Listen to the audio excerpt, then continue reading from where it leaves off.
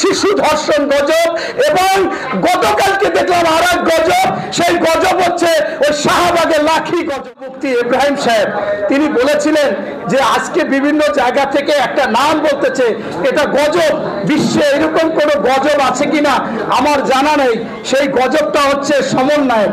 এখন আমি এই 2 দিন 3 দিন পর্যন্ত যে দেখতেছি যে আজকে আছে যে মহা গজব আছে, সেই গজব হচ্ছে এই শিশু ধর্ষণ গজব, এবং গতকালকে দেখলাম আর এক গজব।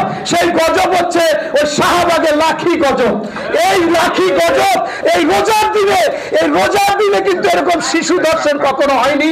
এবং এই লাখির মতো একটা খারাপ চরিত্রের বা কিভাবে শাহবাগী একটা নেত্রী কি হয়েছে না হয়েছে বিগত দিনে এই রমজানে বলাও মুশকিল। তবে এই রমজানে এই গজব আসা আসলে একটা অশনি সংকেত। তাই আমি বলতে চাচ্ছি, আমরা দেখেছিলাম যে ছাত্র জনতারা যে আন্দোলন করেছিল, সেখানে রিক্সা শ্রমিক অন্যান্য সবাই সাধারণ মানুষ তাদেরকে এই পানি দিয়েছিল, তাদেরকে এই পরোটা দিয়েছিল, নাস্তা দিয়েছিল, বিস্কিট দিয়েছিল, মনে করেছিল ছাত্ররা জনগণের কথা বলবে এবং সবসময় এভাবে থাকবে।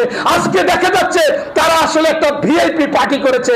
সেই ভিআইপি পার্টিতে আবার সেই ইন্টারকন্টিনেন্টাল সেরাটনে ইফতার পার্টি করে। এটা আসলে বড় লোকের একটা পার্টি, এবং সেই পার্টিতে টকশোতে তারা এসে টাকা পেয়েছে, আমাদের ডোনার আছে। কারা ডোনার? এই ডোনার হচ্ছে দুর্নীতিবাজ। এই আওয়ামী পিরিয়ডে অবৈধভাবে সম্পদ অর্জন করেছে, টাকা পয়সা অর্জন করে। এই অবস্থা। এরপর পাশাপাশি আমি শেষ করতে চাই এই বলে, আপনি নোবেল বিজয়ী, বিশ্বে আপনি একজন নামি দামি ব্যক্তি, আপনি ডক্টর মোহাম্মদ ইউনূস, আপনার যদি সত্যিকার অর্থে রাজনীতির খায়েশ থাকে, আপনি একদিন একটা দল করেছিলেন নাগরিক শক্তি, সেইটা যদি এখন নাগরিক কমিটি হয়ে পিছনে আপনি ইন্ধন দিয়ে কমিটি করতে চান, তাহলে আপনি কেন উপদেষ্টা হলেন?